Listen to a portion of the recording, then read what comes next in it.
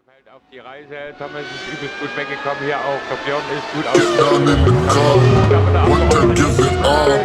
Bust it open hard, let me see you try. Get down in the get down in the car.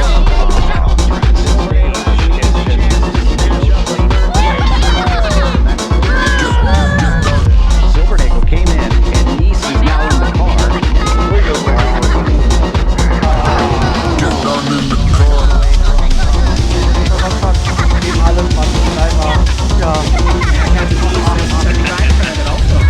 Welcome to BTR TV.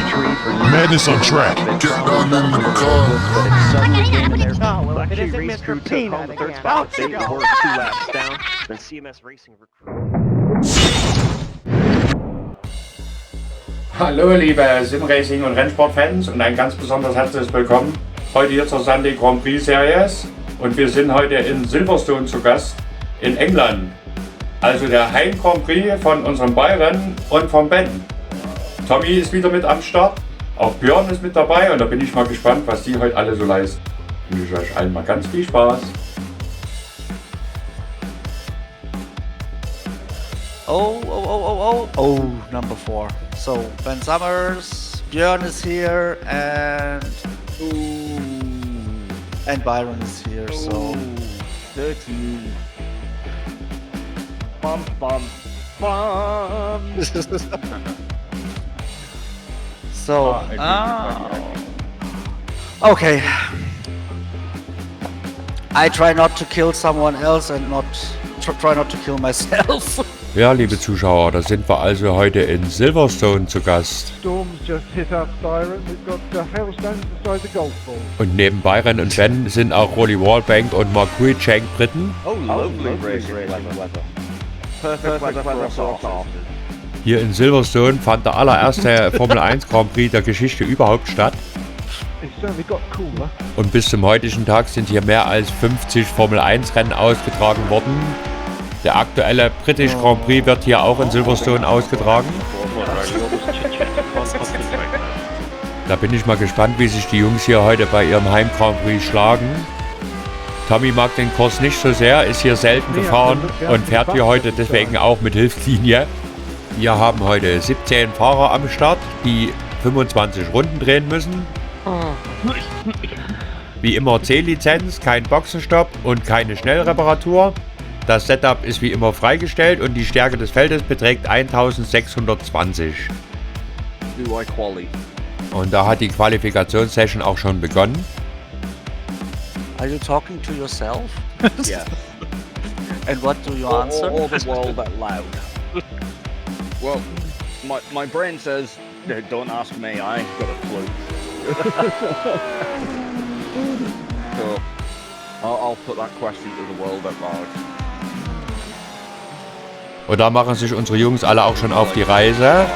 Drücken wir allen mal ganz fest die Daumen. Don't recognize them anyway. That worries me a little. You know what? Going with a local saying, Shy Ben's getting a top. So, während wir hier den Björn im Bild haben, dürften jetzt auch so langsam die ersten Zeiten fallen. Ryan Demmers 1:29,161, schon mal eine Top-Zeit gesetzt. Dahinter Rolly Wallbank und Keith Turner. Björn scheint ja irgendwo unterwegs einen Ausritt gehabt zu haben, denn seine Zeit ist ungültig. Jetzt setzt sich hier Kurt Klapper an die Front mit einer 1:29,088. So, und jetzt müssten die Jungs alle zum zweiten Mal über die Ziellinie kommen. Ryan Demmers hier wieder die schnellste Zeit gesetzt, eine 1:27,763. Oh dear. Und da müssten jetzt auch gleich Björn und Tom Richtung Ziellinie kommen. Hier Björn eine Top-Zeit gesetzt, eine 1:28,325, aktuell P2. Tommy eine 1:28,338, aktuell P3. Keith Turner auf 4, Mark Cruikshank auf 5 und Rolly Wallbank auf 6.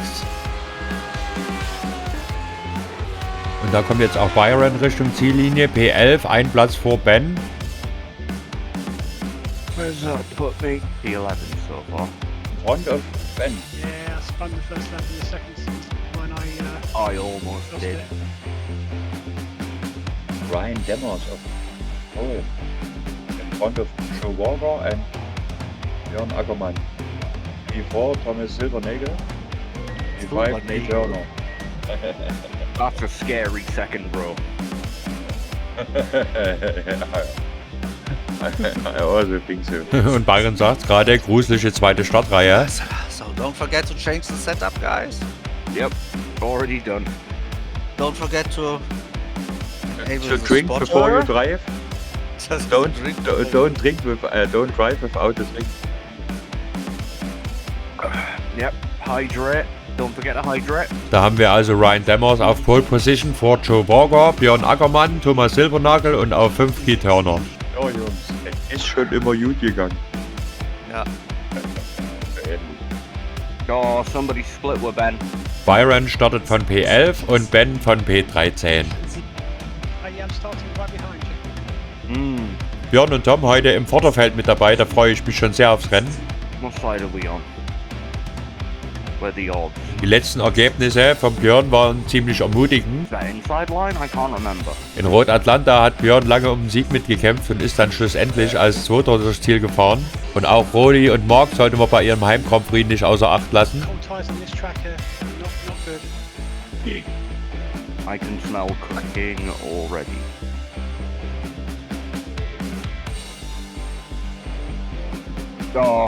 I see what he's on about. He's got Mark and George in front and behind him.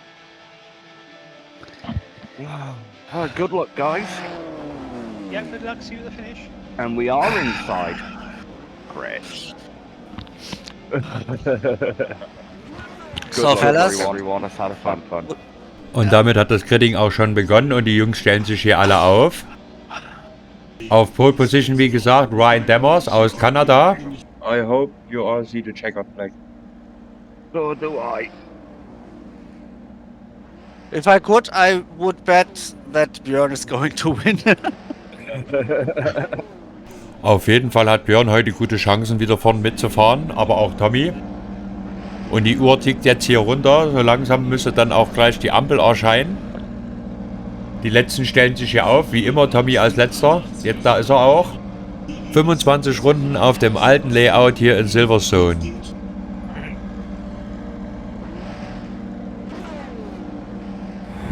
Ten, 9, 8, 7, 6, 5, 4, 3, 2, 1. Grüne Flagge und das Rennen ist freigegeben. Die wilde Jagd beginnt. Ryan Demmers kommt hier ganz schlecht aus den Socken.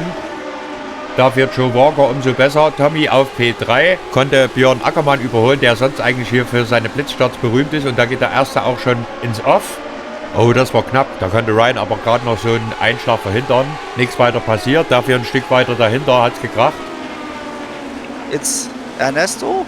Yeah, Ernesto it's Melendez. Ernesto Melendez also lost a car and wow, that was close. Ernesto kommt hier gleich in der ersten Kurve viel zu weit raus, verliert auf dem Randstein sein Auto und dreht sich ein. Hat er Glück, dass er niemanden anders mit abräumt. Das war knapp. You got it stopped though. Ja.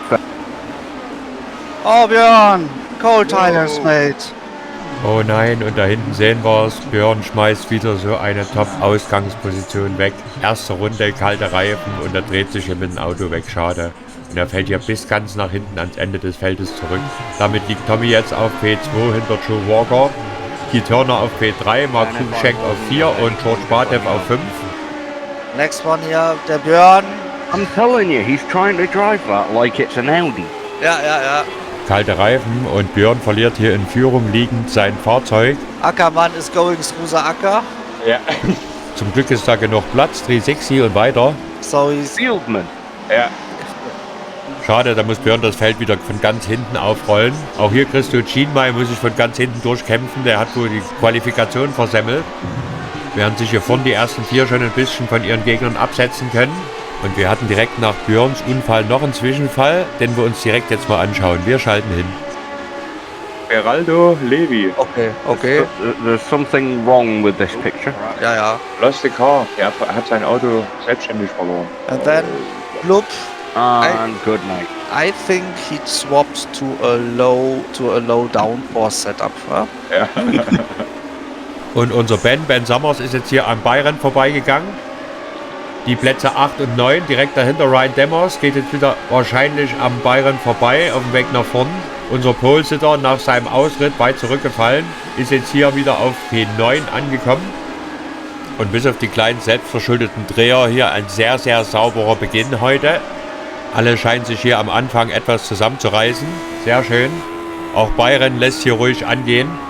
Jetzt heißt hier erstmal die Reifen auf Temperatur bringen und seine Pace finden. Ryan Demmers davor weiter auf dem Weg nach vorn. Versucht jetzt hier an Ben Summers vorbeizugehen, hat sicherlich auch eine viel höhere Pace. Aber Ben macht dann nicht einfach kampflos Platz. Er wehrt sich da noch. Vorm Ben Kurt Klapper. Und vorm Kurt dann schon eine Lücke von über einer Sekunde zu Rory Wallbank auf P6. Und hier vorn konnte Keith Hörner jetzt unseren Tommy überholen. Joe Walker hat da schon über eine Sekunde Vorsprung auf den jetzt aktuell zweitplatzierten Keith Hörner. Auf P3 dann wie gesagt Thomas Silbernagel und P4 Mark Cruikshank. Zu George Batev auf P5 klafft schon eine Lücke von über 1,5 Sekunden. Ein Top-Start für unseren Tommy, der heute hier ums Podium vorne mitkämpfen kann. Super. Roly Wallbank und George Batev kämpfen hier um den letzten Top-5-Platz. Nach vorne schon eine kleine Lücke aufgerissen zu Mark Cruikshank.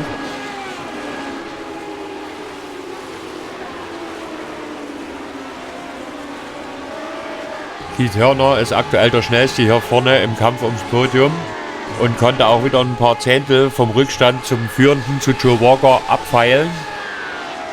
Schade, dass unser Björn so zeitig aus dem Rennen ums Podium ausgeschieden ist. Er fährt aktuell auf P15. Mark Cruikshank ist heute erstaunlich gut aufgelegt und hier von Anfang an in den Top 5 dabei. Fährt hier auch super Rundenzeiten. Und hier Christo Chinmay auf dem Weg nach vorn ist jetzt hier problemlos am Byron vorbeigegangen. Byron weiß auch, dass Christo da eine höhere Pace hat und macht da keine Probleme. Sehr, sehr schade für Christo, dass er das Qualifying verpennt hat und von ganz hinten starten musste. Wer weiß, was im Kampf ums Podium gegangen wäre. Genauso unser Björn. Mühsam ernährt sich das Eichhörnchen, kämpft sich ganz langsam wieder nach vorn, liegt jetzt auf P13. Ernesto Melendez auf P14, dann haben wir hier P15 Uwe Zielbauer und auf P16, der letzte, der unterwegs ist, ist Rafael Rojas. Caio Levi steht an der Box und ganz hier vorne an der Spitze weiterhin in Führung Joe Walker. Allerdings schmilzt sein Vorsprung immer mehr, denn Keith Hörner gibt hier mächtig Gas. Die nächste schnelle Runde eine 1,29er, Wahnsinn. Der Abstand beträgt nur noch eine halbe Sekunde und da hinten sehen wir es. Caio Levi kommt da aus der Box mit kaputten Auto rausgeeiert. Oh, oh, oh, ich glaube, da hat es gekracht. Wir sehen es hier. Was ist denn hier los? Das gibt's doch gar nicht. Da müssen wir gleich mal schauen, was da passiert ist. Auf jeden Fall hat Caio da noch jemanden mit abgeräumt. Caio Beraldo Levi noch einmal mit völlig zerstörtem Fahrzeug verliert sein Auto wieder. If you're missing your spoiler, yeah. Oh no, wait a sec, what happened here? Oh shit, what happened there? Did you see that? Wow, Ryan Demmers, they come back on the track without control. He lost the car. He destroyed Well. Ryan's face. Oh, what a fucking rejoin on. Rejoin of death. Ja, come on. Was macht er da? Wow. No chance Serious, for. really? Oh dear, what the hell? Da bleibt man einfach nur sprachlos zurück. Christo Chinmay ist jetzt auch an Ben Summers vorbeigegangen. Direkt hinten dran unser Byron. Nach hinten reichlich Luft, über 4 Sekunden. Allerdings nach vorne auch schon 1,5 Sekunden Abstand. Und ganz hier vorne ist jetzt auch Mark Cruikshank an unserem Tommy vorbeigegangen, der somit von den Podiumsplätzen runtergerutscht ist. Die Top 4 hier vorne ganz eng beisammen, weiterhin in Führung Joe Walker vor Keith Hörner und jetzt auf P3 Mark Cruikshank bei seinem Heim Grand Prix. Auf P4 haben wir dann unseren Tommy und P5 weiterhin George Batev vor Roly Wallbank. Die Jungs befinden sich in Runde 5 von 25.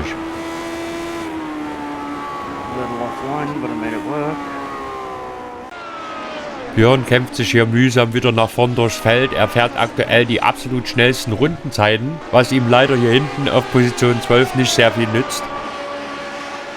Und Tommy hat seinen Podestplatz hier vorne noch nicht aufgegeben. Er versucht jetzt hier Mark Cruikshank unter Druck zu setzen. Und auch vorne Keith Hörner versucht da Druck auf Joe Walker zu machen. Noch halten die Jungs hier alle stand. Tolles Rennen. Dahinter George Batev und Roly Wallbank können durch die Kämpfe wieder aufschließen. Da werden wir wohl bald hier vorne einen Sechskampf sehen. Das wird interessant werden.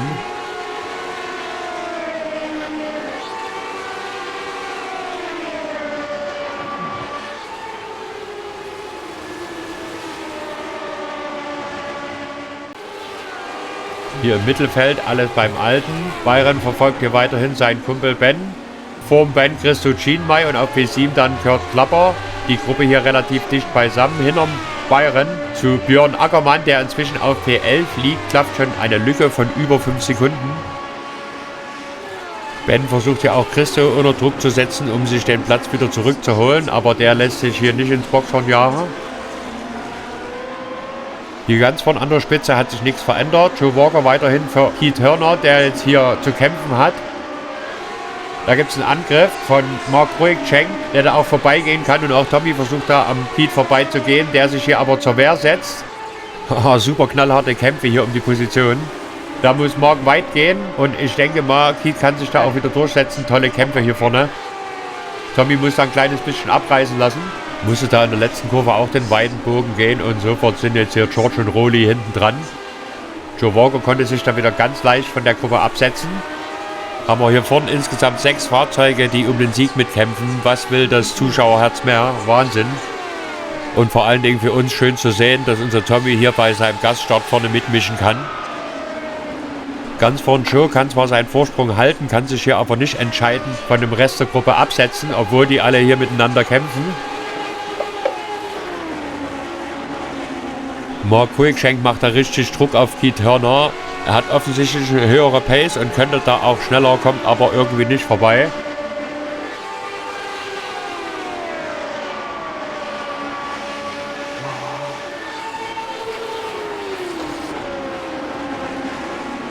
Und auch hier im Mittelfeld hat sich nicht viel verändert. Kurt Klapper weiterhin auf P7 und Björn Ackermann liegt inzwischen auf P11, hat immer noch knapp 5 Sekunden Rückstand auf den Byron. Hier vorne an der Spitze ist das Bild unverändert. Joe Walker eröffnet jetzt die 8. Runde. Circa 1,5 Sekunden Vorsprung auf die Gruppe hinter ihm, auf Keith Hörner, Mark Ruick-Schenk, Thomas Silvernagel, George Batev und Rolly Wallbank. Platz 2 bis Platz 6 wie an der Perlenschnur aufgefädelt. Kurt Klapper auf P7 hinter Rolly Wallbank ist da schon mehr als 3,5 Sekunden weg von der Gruppe. Und auch hier hinten Business as usual. Weiterhin Kurt Klapper vor Christo Chienmay, Ben Summers und Byron Long. Hier vorne kann sich Tommy wieder ein paar Zehntel von seinen Hinterleuten freifahren, da George Batev mit Rolly Wallbank zu kämpfen hat.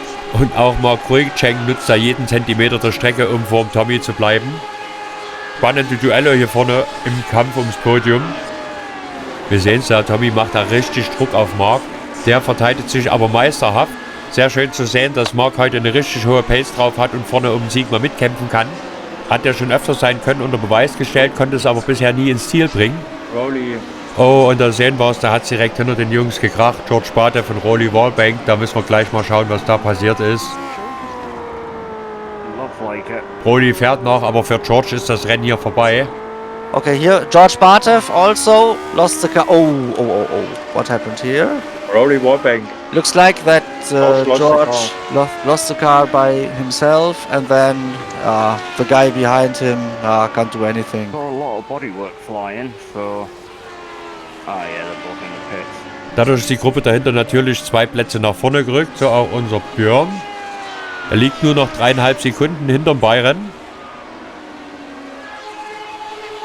Hier vorne an der Spitze weiterhin alles wie gehabt. Joe Walker führt ungefähr 1,5 Sekunden vor Keith Hörner und Mark Ruick-Schenk, der direkt verfolgt wird von unserem Tommy. Die Jungs befinden sich in Runde 9 von 25 und wir haben hier 4 Fahrer, die hier um den Sieg kämpfen und dafür noch in Frage kommen. Top-Rennen heute. Jetzt der nächste Angriff von unserem Tommy und wieder muss er sich hinten anstellen und zurückstecken. Mark Ruick-Schenk kämpft hier tapfer und sehr, sehr sauber. Nach hinten zu Kurt Klapper auf P5 klafft eine Lücke von über 5 Sekunden. Tommy und Mark verlieren jetzt ein bisschen den Anschluss an Keith Hörner durch ihren Zweikampf hier.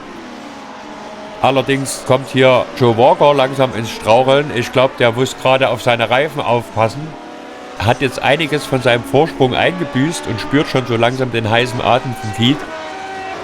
Für Björn heute ein bitteres Rennen, hat hier die Pace, um vorne um den Sieg mitzukämpfen und eiert hier im Mittelfeld auf P9 rum. Hat immer noch 3,5 Sekunden Rückstand zum Bayern, den wir hier im Bild mal haben. Der sich tapfer im Windschatten vom Ben Summers und Christo Chinmay hält. Vor den Jungs immer noch Kurt Klapper auf mittlerweile dem 5. Platz.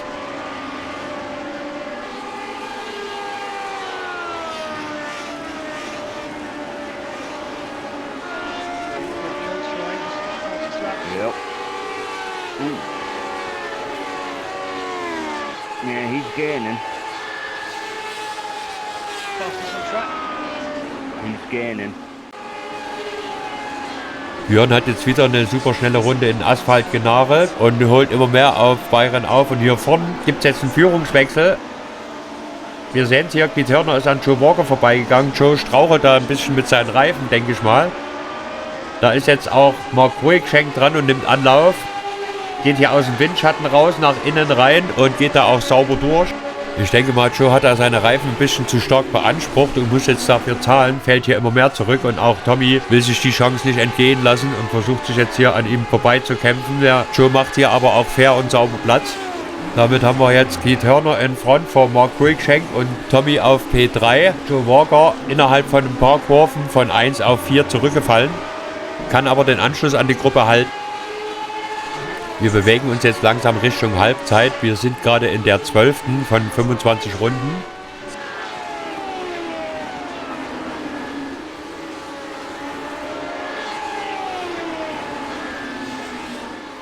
Und hier hinter den Jungs geht es jetzt rund. Christo Chinmay konnte seinen Rückstand zu Kurt Klapper zufahren. Und auch Björn ist jetzt hier so langsam im Windschatten der Jungs vor ihm angekommen. Nur noch knapp 1,5 Sekunden beträgt der Rückstand zum Bayern. Dazwischen Rolly Wallbank nach Reparaturstopp aus der Box wieder rausgefahren. Macht jetzt hier auch sauber Platz für unseren Björn. Alles in allem kann man bisher resümieren, ist das heute ein sehr, sehr sauberes Rennen. Bis auf die unglaubliche Aktion am Anfang von Caio Beraldo Levi.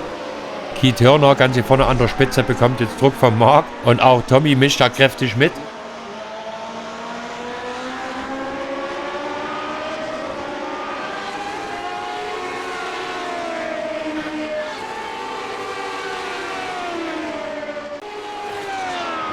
Und Christo Chinmay ist jetzt an Kurt Klapper vorbeigegangen, liegt somit auf P5, Kurt Klapper P6, direkt dahinter auf 7 Ben Summers, P8 haben wir weiterhin Byron Long und Björn Ackermann konnte seinen Rückstand komplett zufahren und liegt jetzt hinten am Byron dran. Und hier vorne die Leading Group läuft jetzt auf Rafael Rojas auf, der jetzt hier überrundet wird, der macht aber hier auch ganz fair und sauber Platz. Ein mega spannender Dreikampf hier vorne um den Sieg und auch Joe Walker ist da noch in Reichweite. Wir haben jetzt Halbzeit schon überschritten und die Jungs sind jetzt in der 14. von 25 Runden unterwegs. Weiterhin Keith Hörner in Front vor Mark Cruikshank und Tommy. Man sieht hier schön, Mark macht die ganze Zeit richtig Druck auf Keith. Ich glaube, der könnte ein Stück schneller aktuell. Oh nein, was passiert da? Abflug, Tommy, ach du Schande. Vorsicht. Oh, das verliert der Tommy einen Haufen Zeit und Plätze. Zum Glück nirgendwo eingeschlagen. Aber das ganze Feld geht an ihm vorbei. Fällt hier bis hinterm Björn zurück. Da schauen wir gleich nochmal, was da passiert ist. Wir schalten direkt hin. Tommy hier vorne im Kampf ums Podium. Fährt ein bisschen zu schnell in die Kurve, verliert das Heck und dann gibt es hier einen schönen 360. That was a really tough race here with the guys here in front of me. Zum Glück nirgendwo eingeschlagen, nur einen Haufen Plätze und Zeit verloren und weiter geht's. Und wir haben es gerade noch im Augenwinkel gesehen. Björn ist da an unserem Bayern vorbeigegangen und liegt somit jetzt auf P7. Und Ben greift da jetzt Kurt Klapper an und versucht da vorbeizugehen. Und wir hatten noch einen Zwischenfall, den wir uns mal anschauen sollten. Wir schalten direkt hin. Uwe Zielbauer ein bisschen zu schnell hier in der Kurve, verliert das Heck von seinem Fahrzeug, dreht sich ein, aber nichts weiter passiert. Einmal 360 und weiter geht's. Hier vorne an der Spitze, der Kampf um die Führung ist jetzt zum Zweikampf geschrumpft. Mark und Keith kämpfen da allein um die Führung. Christo Chinmay liegt inzwischen auf P4, ist von ganz hinten gestartet heute. Hinter ihm jetzt Ben Summers, der Kurt Klapper überholen konnte. Und auf 7 dann unser Björn Ackermann. Und direkt dahinter Byron Long und unser Tommy. haben wir hier unsere Jungs alle einträchtig beisammen. Wow. Oh no. Oh nein, scheiße. I'm out. Da geht Tommy endgültig segeln. Heftiger Einschlag, man sieht da auch das Rad über die Strecke rollern. Das Rennen ist gelaufen. Naja, I'm out. Da schauen wir gleich mal, was da passiert ist. Und auch Keith Turner hatte dann Wackler und ist auf P3 zurückgefallen. Damit jetzt ein neuer Leader. Mark Cruikshank in Führung vor Joe Walker und Keith Turner auf P3. Ein Top-Rennen heute vom Mark. Concentrate, drive the race. Führt hier bei seinem Heim Grand Prix. Wir befinden uns in Runde 15 von 25, also sind noch 10 Runden zu gehen. Tommy noch einmal, hier verschrottet er sein Auto endgültig, verliert das Heck und dann geht's ab. Oh, lost the tire. It happens and Tommy, I think, wait a can't second. park there, mate. Und während Björn hier mit Kurt Klapper um P6 kämpft, schauen wir uns auch nochmal an, was Keith Turner da vorhin passiert ist. Keith kommt hier in Führung, liegend ein bisschen sehr schnell in die Kurve und verliert sein Fahrzeug. Keith Turner, 360 in first corner, that one is really slippery. Dadurch verliert Keith natürlich die Führung, aber sonst nichts weiter passiert und weiter geht's. Jetzt werden so einige hier im Feld Probleme mit ihren Reifen haben. Wir hatten noch einen Zwischenfall im hinteren Feld, den wir uns mal anschauen sollten. Wir schalten hin. Rafael Caballero Rojas. Ja, dreht sich auch weg hier. 700 I-Rating. I think he's a rookie. Raphael hatte auch noch so ein paar Probleme mit dem Fahrzeug. Ein kurzer Ausflug ins Grün und weiter geht's. Inzwischen sind die Positionen hier vorne an der Spitze relativ klar bezogen. Mark Cruikshank mit einem großen Abstand vor seinem Gegner. Björn hat es immer noch nicht geschafft, an Kurt Klapper vorbeizugehen.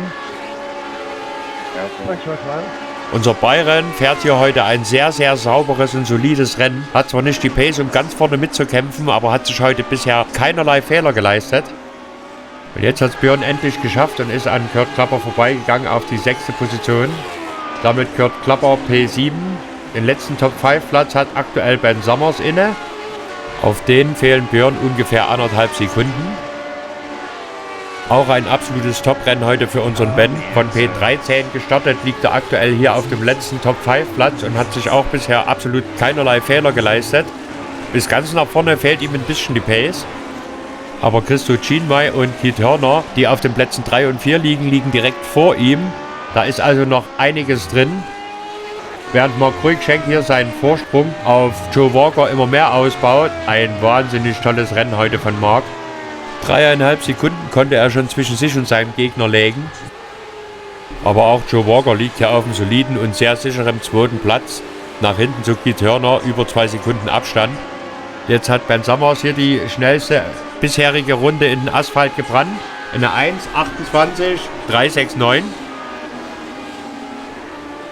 Oh, und am Hintergrund sehen wir erneut Björn abfliegen. Oh, hat er riesiges Glück, dass da so eine große Auslaufzone ist nirgendwo eingeschlagen. Is he good? Ja. Ja. Eiert hier wild auf der Wiese rum und versucht da zurückzukommen. Eieiei. He's dancing. So, dann haben wir hier den Björn. Oh, der Björn, der verliert ja auch sein Auto. Ja, die großen Hoffnungen auf den Sieg sind vorbei. Ach so, das war die Geschichte. That's why we are laughing. He's dancing on the green. Bekommt das Auto nicht zurück auf die Strecke hier. Tires cooking. Auch mal wieder ein völlig verkorkstes Rennen von unserem Björn. Schade, dass wir ihn nicht im Chat haben, um seine Reaktion hier mitzubekommen. Ist jetzt wieder sehr weit zurückgefallen, auf P8 noch hinter Byron Long. Hier vorne ein schöner Dreikampf um den letzten Podestplatz. Keith Turner, Christo Chinmay und Ben Summers, da passt kein Blatt Papier mehr dazwischen. Die Jungs gehen jetzt hier in ihre 18. von 25 Runden.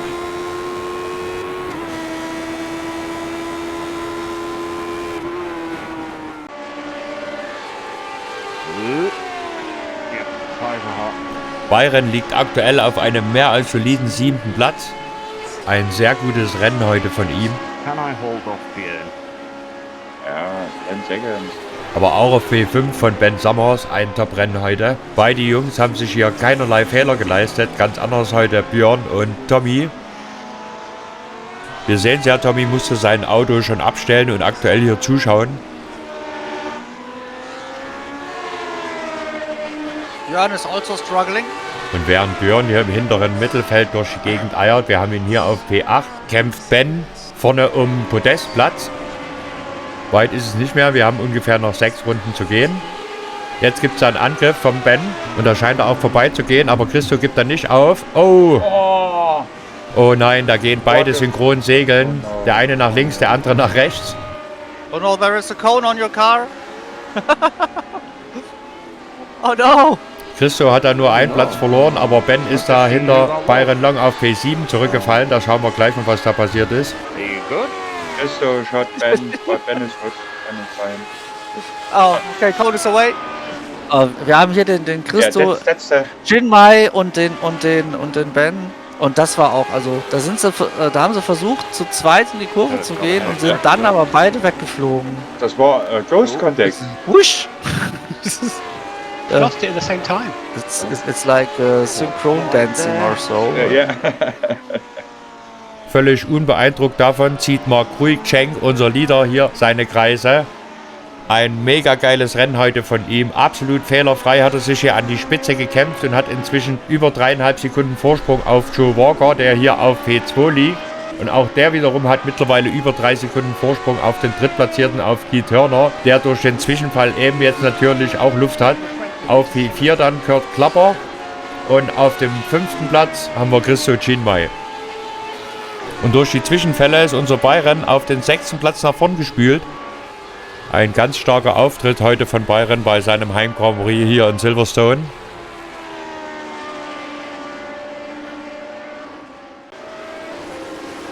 Und Björn fährt hier hinten jetzt wieder sensationelle Rundenzeiten, muss jedes Mal seinen Rückstand aufholen.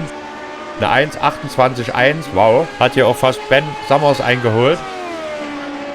Da wäre für Björn heute eindeutig mehr drin gewesen. Er hatte die Pace, um vorne um den Sieg mitzukämpfen. Can you not come out, George? Hat aber schon in der ersten Runde das Auto weggefeuert. Genauso unser Tommy heute durch Eigenverschulden sein Auto weggeworfen und sich selbst um die Siegchance gebracht.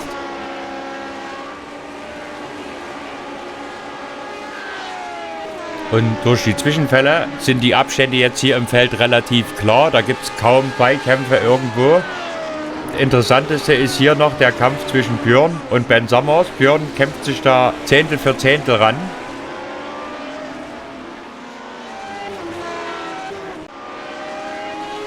Mark Cruikshank, unser Leader, geht jetzt in Runde 23 von 25. Das heißt, wir haben noch 2 Runden zu gehen. Weiterhin auf P2 Joe Walker und auf P3 Keith Turner.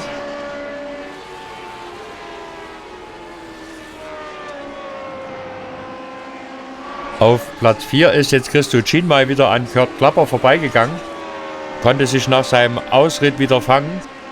Ein ganz starkes Rennen von Christo Jinmai vom letzten Startplatz losgefahren, liegt hier auf P4 und da wäre bestimmt noch ein Stück mehr gegangen, hätte er den Ausfall nicht gehabt, aber wie immer hätte Dete Wenn und Aber.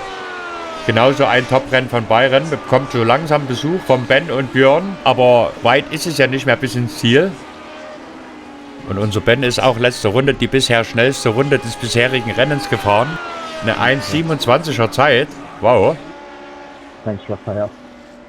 Hier haben wir mal Platz 9 im Bild. Ernesto Melendez hatte ja direkt in der Startrunde einen Unfall und fährt seitdem dem Feld hinterher. Und hier unser Gesamtleader Mark Cruikshank auf dem Weg zu seinem großen Triumph. Wir wollen es nicht verschreien, es sind noch 1,5 Runden. Trotzdem hat er hier heute ein Mega-Rennen gezeigt. Uwe Zielbauer auf P11 wird er gleich überrundet.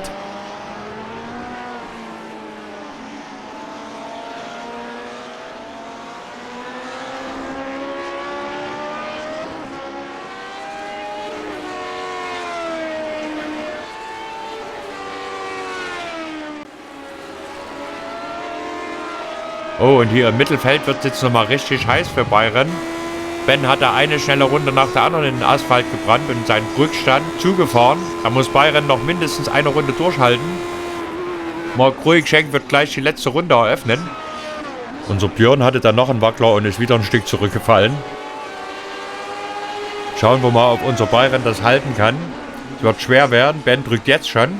Byron lässt sich hier bisher nicht ins Boxhorn jagen. Ich hoffe, er behält seine Nerven. Wäre mal wieder ein solides Ergebnis.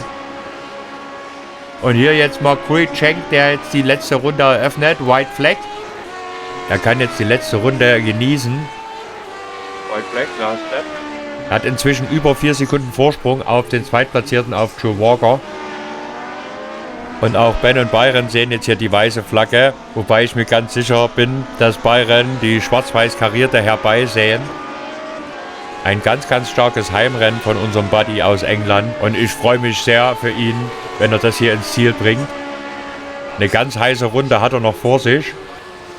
Weiter hinten im Hintergrund haben wir auch Björn gesehen, der versucht, das Rennen noch irgendwie über den Zielstrich zu bringen, was heute hier total verkorkst war. Ben macht hier richtig Druck, wir sehen's. Aber Byron macht bisher keine Fehler. Haben wir hier doch noch Hochspannung bis zum Zielstrich.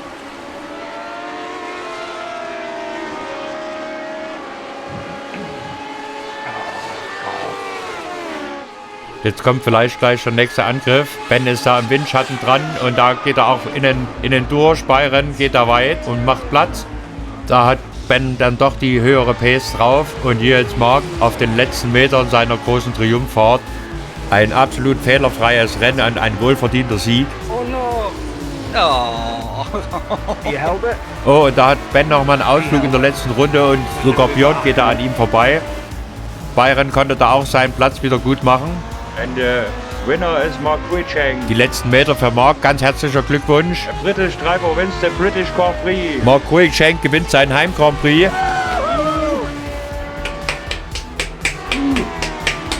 And in second place, Joe Walker, and in third is Steve Turner. Christo Chinmay on fourth place and Kurt Klammer on fifth. Und unser Byron kommt auf P6 Richtung Ziel. Top gemacht. And then in sixth place we have Byron. Yeah, Byron, you're my hero! You beat Ackermann and Silbernagel! Yeah, that's. Oh, Ben! Oh, mate. Oh, Ben. That was such a brave move at the end, mate. Christo shot Ben. Yeah, Byron, I just wasn't sure where you were, and then I saw where you were, and I thought, oh, Yeah, I'm they- on the track. I need they- to they- try and they get don't my let car you around enough the corner. room. They don't let you enough nowhere to go. Brilliant, brilliant. But it was cool race in the end. Good race, everyone. Right to the podium, beyond us. Und trotz der Zwischenfälle unserer Jungs ein mega spannendes Rennen heute. Byron, today you are the coolest. You are the coolest on this race today. All the I didn't others make lost a their head in their mistake. cars. I didn't make a mistake, so Yeah. I'm happy with that. Very, very cool race. Right, Marky boy, well done, fella.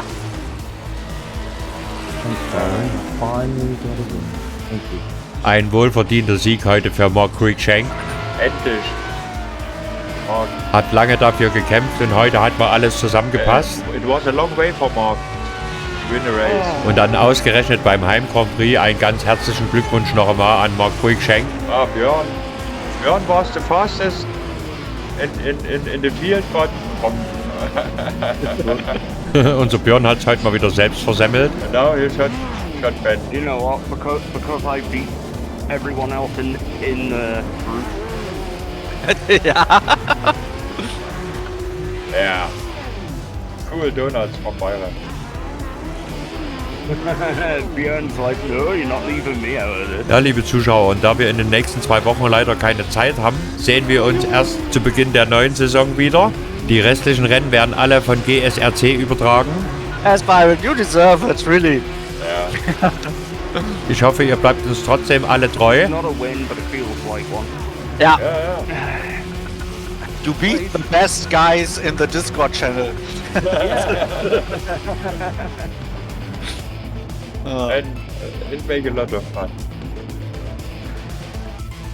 I had a really nice race. I think until 50% of the whole distance, and then to be honest, my spotter told me, okay, you have left 12 laps of fuel. No? And then I looked at my info box and I thought, okay, do you have enough fuel. So and then for a second or so I lost my concentration, and then I spun out. Yeah. You hit the wall. But it was after that. I think I also overcooked my tires, and then the first corner, I lost the car, and then it went straight into the wall, and yeah. Yeah, like literally, as I went, you know when you had your big moment at COP? Yeah.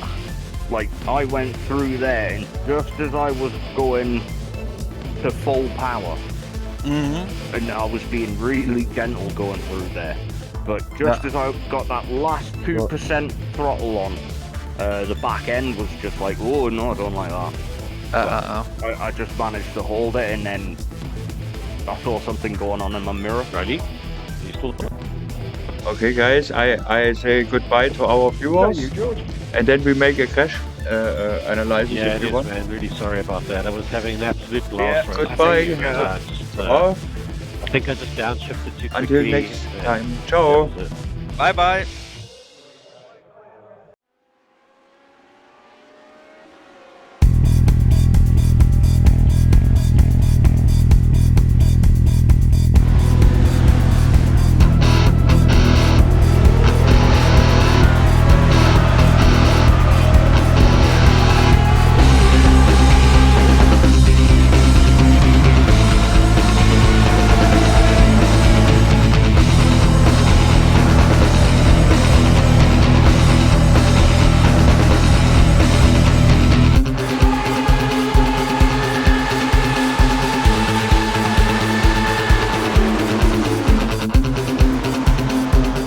Ja, liebe Zuschauer, das war doch mal wieder ein turbulentes Rennen.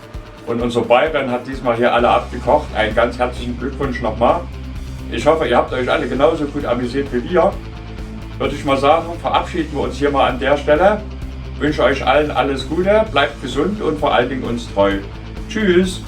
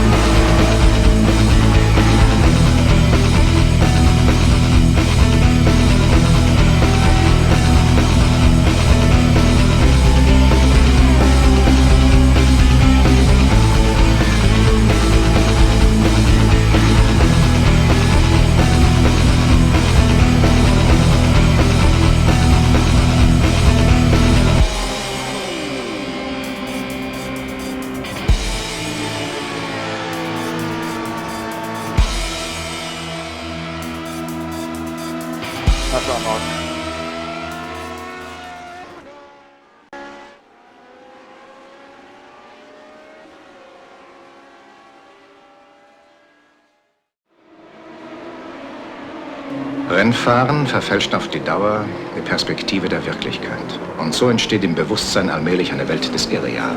Die Fakten des Lebens bekommen eine ganz andere Bedeutung. Gefühl, Vernunft, alle menschlichen Probleme nehmen dann andere Dimensionen an, so wie es bei Rauschgiftsüchtigen der Fall ist. Von diesem Moment an hat das Leben nur noch den einen Sinn, Rennen zu fahren. Auch wenn man weiß, dass man früher oder später sterben muss. Weil dann ein Widerstand nicht mehr möglich ist. Gegen diesen masochistischen Drang der Selbstzerstörung.